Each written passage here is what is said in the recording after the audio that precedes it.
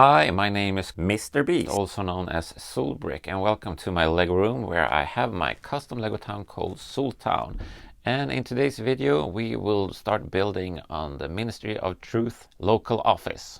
So the story with my town, which might be a bit confusing if you haven't watched this show before, is that it's inspired by books like 1984, Kallocain and Brave New World, but also kind of like the North Korea style of societies, cults and so on. First order of business is just go through some adjustments that I've done to the layout since before, and that's that I pretty much moved everything 16 studs this way so that the cinema fits better there. Well, I'm trying to make it so that this is more modular, so all of these buildings are on one base plate, so it's just easier to divide them if needed. So all of these buildings went over here, and that created a little gap between here, and that's where I put in this small building with a taco shop at the bottom. It's just a facade since the train needs to go through here, but I'll probably make a small apartment in here on that floor because I have some on the other floors of these buildings.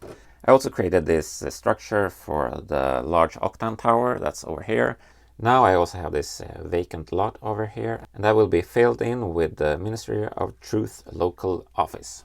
Here's the office, and this is inspired by this old tobacco store from the hit TV show Skrotnisse from the late 70s, early 80s in Sweden. The models in this show is a bit weathered, and I really like that look, so that's something that I'm going for with this building as well. You can see that I used modified bricks here just to make it look a bit more rugged and worn down, but I also used yellowed pieces of this light blue color that I have, and they became yellow many years ago because I didn't know about the fact that sunlight yellows Lego parts. So I had a small city pretty much this size in a window.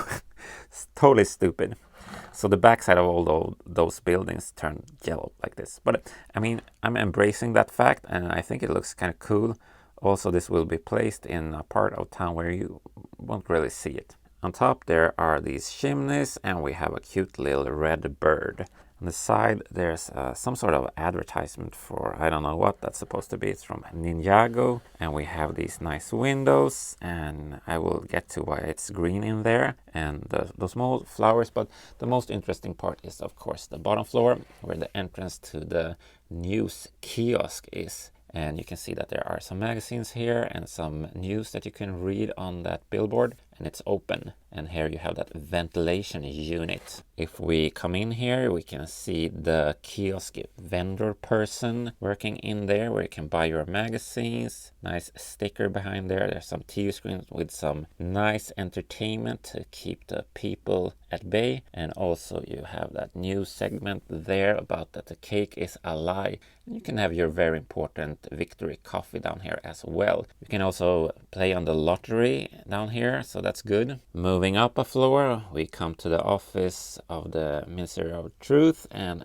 this is where mostly the outer party members work. And what they do is that they rewrite old local news that are not appropriate anymore. Funny thing about the Truth is that it's always in motion and needs to be updated. The most important work that they do in this office is to report on all of the lottery winners. People do love to play on the lottery, dreaming about a better future. Now, of course, there are no real lottery winners. It's just AI-generated photos of fake people. But is a lie really that bad if it makes the people happy?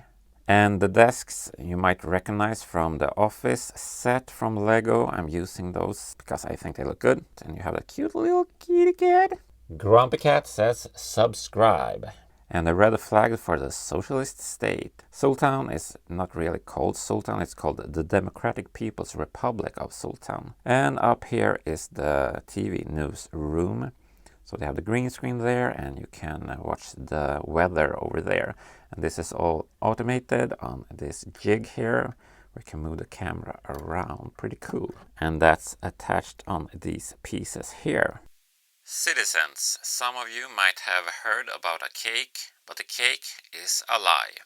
I like to keep the sides as open as possible if I can. It's just easier to film and work on interiors.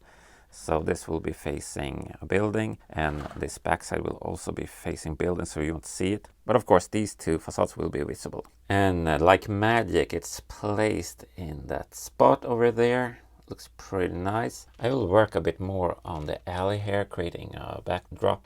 And then of course there will be a building that will be going up here somewhere, and that's where the tram will go through a tunnel.